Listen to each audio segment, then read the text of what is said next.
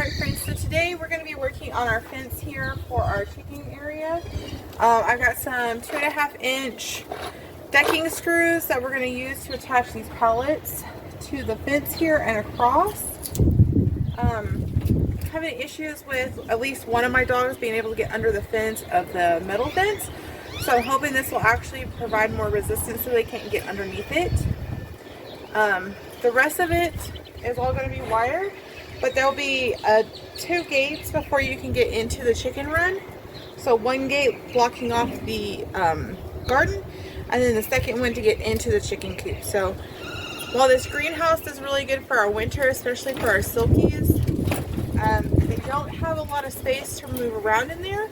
So we're going to move them over here where they have double, if not triple, the space that they have in the greenhouse for the summertime at least. So with that, we're going to get started.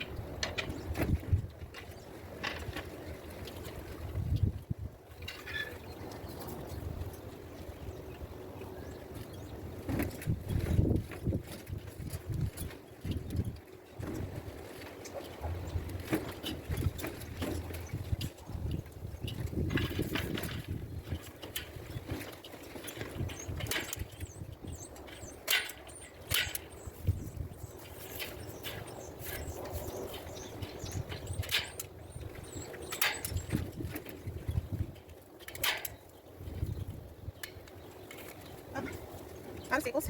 That's okay. Get some more.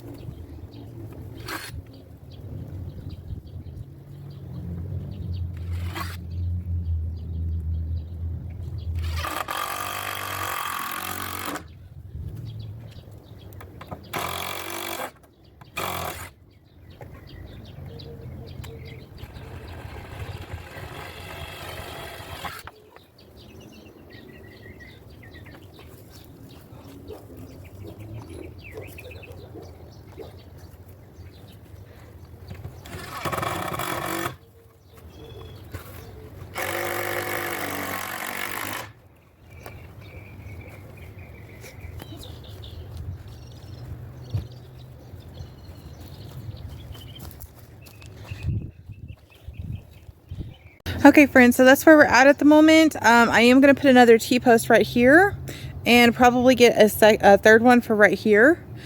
We've still got to get the gate down here for the coop, but for the most part, this area is almost set. There will be a tarp put over the top of this for some shade for the summer and some other stuff, but a lot of this is going to have to wait till my husband gets back. Like, I have carpal tunnel, so I have a hard time driving T-posts and stuff because the vibration causes a severe amount of inflammation and pain and numbness. So there's several things that I can't do myself, so I'm gonna have to wait for him. So that's gonna be one of them. So the at least two T-posts we've got to get driven in. It's also easier to put fence up if you have somebody here to help you stretch it, meaning somebody is pulling the fence while you're putting the T-post clips on.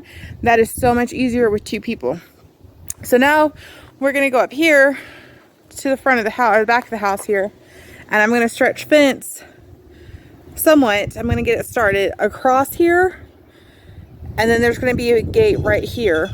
Sorry, a gate right here, and that's gonna help keep my dogs out. They have dug up my lettuce, so my lettuce didn't make it because they dug it up. And then they've been digging up my onions here. So I've had to put tomato cages on their side over the top of it so they'll stop. But really the only surefire way to make them stop is to put a fence and a gate so that they can't get in the area. So that is part of what we're going to work on today.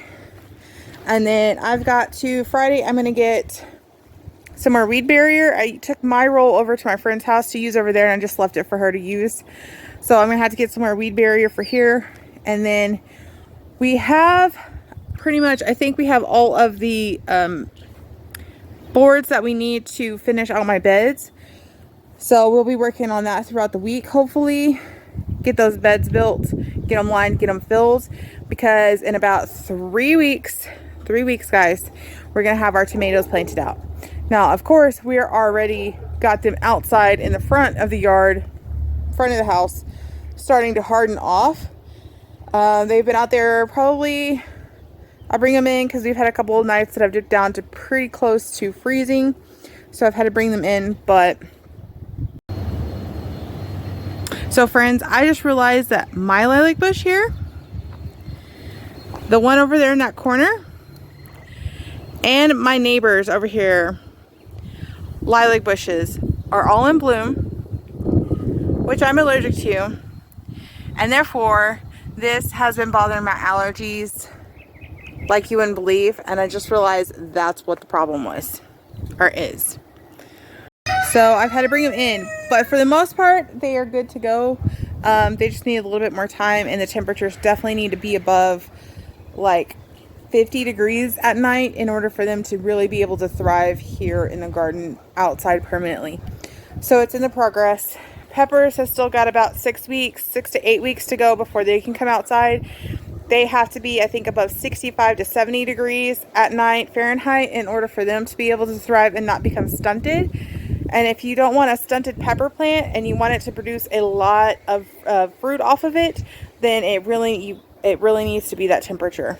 So we're going to work on that a little bit.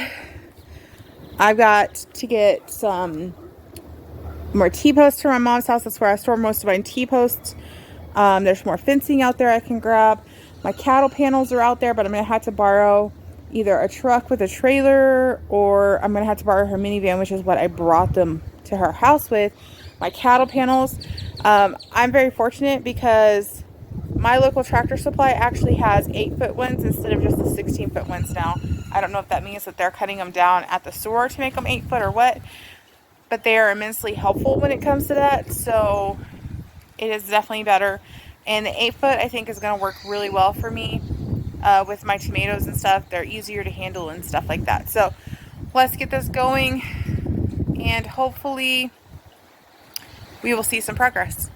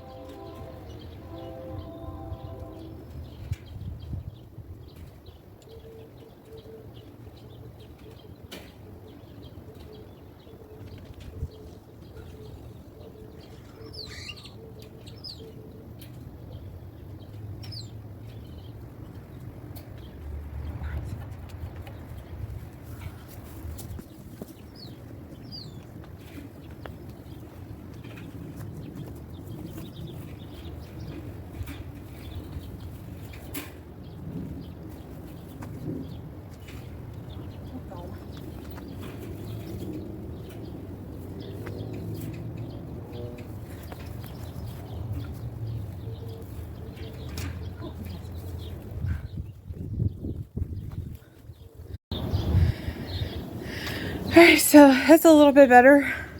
It's strong, but it's not tight, and it doesn't have its staples in the fence, but that's okay. This is just kind of wrapped around to hold it in place, which is really good. I still have to come up with a way to fill in this. So, but my gate should be going right here. Ideally, I would like a double gate, so that may be what we put in here. I do have 3 gates over at my mom's house I could utilize, but so that would be nice to have a double gate here, because it'd be super wide. Because there's going to be another row of boxes across here. So, and then like I said, I've got these three bins that we can utilize. So 1, 2, and 3. And then all those pots that are going to probably have flowers in them. So that's coming around a little bit. Unfortunately, there's still not a way to keep the dogs out, but I do have those tomato cages. So this is what I've done temporarily. I've got these tomato cages right here on top of my onions, so they can't get in and dig them up anymore. So let's pray that that holds until I can get this fence finished. So, all right, guys, I think that's going to be it for right now. So, yeah, there's just a lot of projects that have to be done, and most of them require help for me for the most part. And I have to wait for my husband to be off work, and then now that they've got me working nights, it's kind of hard because everybody's tired. But yeah, we'll try and get some of this stuff done and figure out what we're gonna do. But yeah, so yeah, the coop is almost finished now. I'm happy about that. Like I said, I just need like 2 more T-posts, which I have one of them here. I'll have to get another one for my mom's house because these are the 4-foot ones or 5-foot ones, so that they are 4 foot above ground. And then I got to get several of my 6-foot ones. Actually, I need to get pretty much all my 6-foot ones, 7-foot ones for my mom's house, for my cattle panels, for my tomato trellises. And then yeah, I think that's going to be about it. We're almost there. Beds to be built, stuff like that, but a lot of it's just little stuff that needs to be finished, finishing touches put on it, but it's getting there. Slowly but surely it is getting there.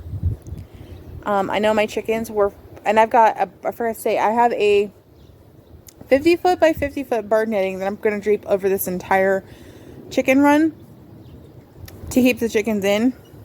I do have one bantam hen that can be very flighty, so I will definitely clip her wings, but that'll be fine. And then I've got 2 regular hens in there that I don't think have any desire to go anywhere. They get fed and everything, so they're happy with that, but I'll clip their wings when I move them over there too. The rest of them are for the most part flightless. Their feather construction doesn't permit for them to be able to fly. So that's one of the good things, like with silkies and stuff, is you don't have to worry about them flying away or hopping anything because the feather construction does not hold up to flight. So that's a nice thing if you want to consider silkies as pet backyard chickens. But they do require a little bit extra care because their feathers don't provide the same amount of insulation that regular chickens do. They're not as waterproof, so if they get wet, then they can get sick and die. So they definitely require a little bit extra protection as far as it being dry wherever their location is at.